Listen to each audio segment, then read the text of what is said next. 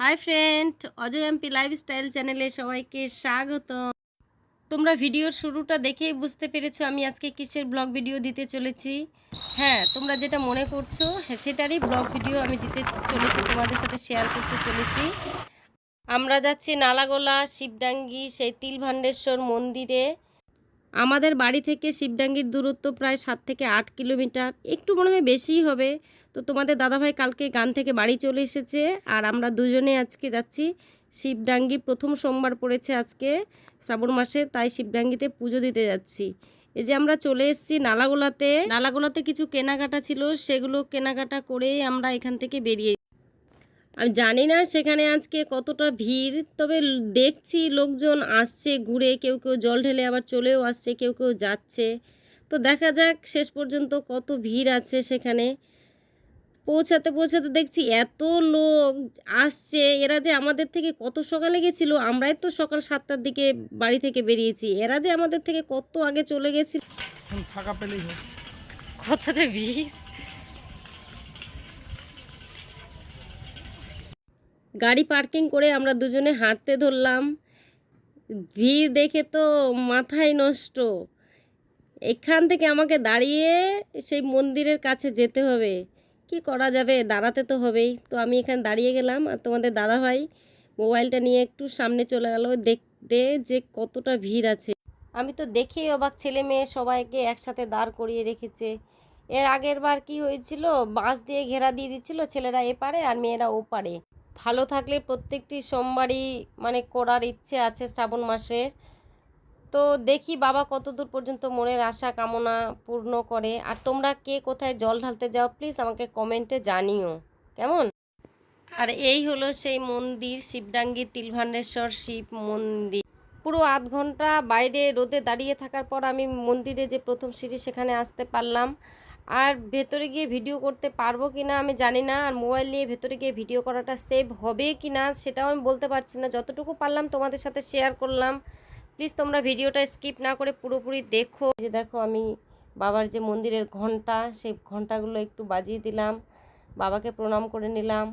ভেতরে গিয়ে কি জানাতে পারবো না আদৌ ফুল বেলপাতা দিতে পারবো না তবু জানি না, কিন্তু আসতে পেরেছি, এটাই হচ্ছে সব থেকে বড় কথা। গেল বছর শ্রাবণ মাসে আমি প্রত্যেকটি সোমবারই পালন করেছিলাম। তোমাদের দাদাভাই আমাকে প্রত্যেকটা সোমবারেই কিন্তু নিয়ে গেছিলো সে শিবডাঙ্গিতে। আর এখানে কিন্তু বটগাছের যে ফাটল মিডিলে, সেই ফাটলে কিন্তু মন্দিরটা তৈরি হয়ে গেছে। সবাই বলে এটা নাকি জীবন্ত শিব।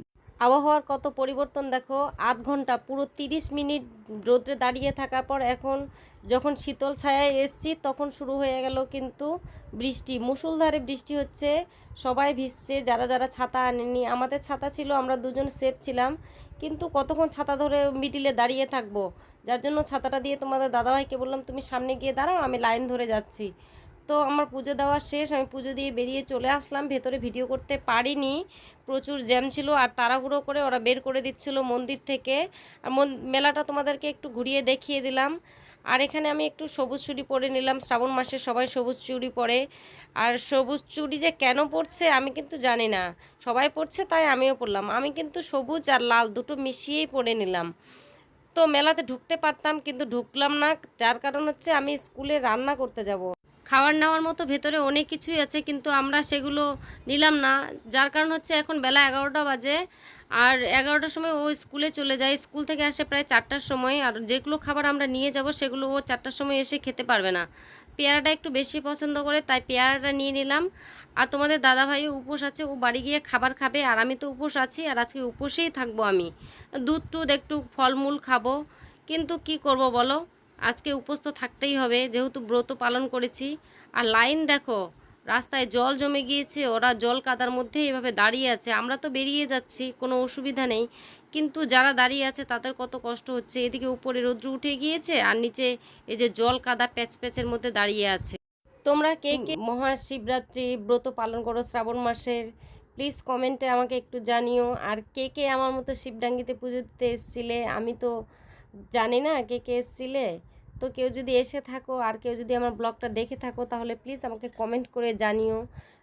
রাস্তায় কিন্তু প্রচুর কাদা হয়েছে, আমরা যে গাড়ি নিয়ে বেরোবো কী করে।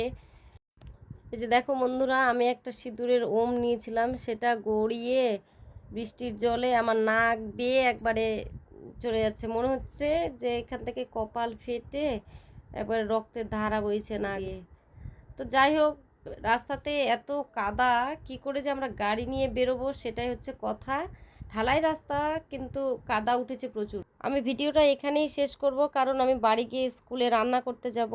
আর ভিডিওটা বেশি বড় করলে তোমাদেরও ভালো লাগবে না।